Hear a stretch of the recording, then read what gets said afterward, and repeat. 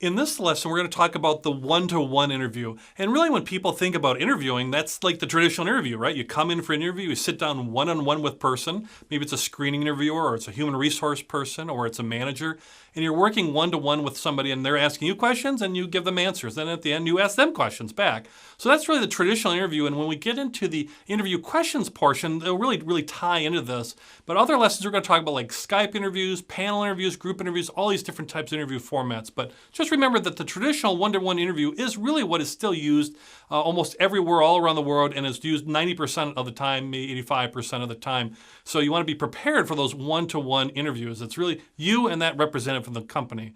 And so the keys for that is understanding that they're the same as far as one-to-one interviews are the same around, but they can also be different as far as with different interviewers. Different interviewers have different things they emphasize. Maybe it's a more structured interview, or it's an unstructured interview, which we'll learn about. Maybe they ask the same questions as everybody else. Maybe they like to go with the flow on it. So understand that every interviewer in those one-to-one situations is possibly very different. And then you need to be flexible and adjust accordingly and really communicate the main key things that you want to talk about, so you can really shine and really match up with the job description and match up with the fit of the organization. So whether it's a one-to-one with someone from human resources or a hiring manager, they can have a lot of variety, but either way, it's still the same concept. One-to-one, a person asking you questions and responding back.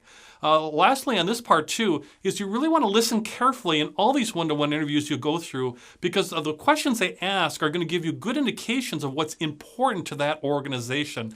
And so when you have future interviews with the organization, if it's a multiple interview situation, which most are, you'll be prepared better for those other interviews, because you've had these previous interviews where you've listened carefully and noted like, oh, this interviewer asked a lot of questions about teamwork, or this interviewer asked a lot about leadership, or this interviewer asked a lot about technical skills. You can start feeling what might be coming as far as with your future interviews and be prepared for them. So one-to-one interviews, that's what most people think about are interviews or general interviews or traditional interviews.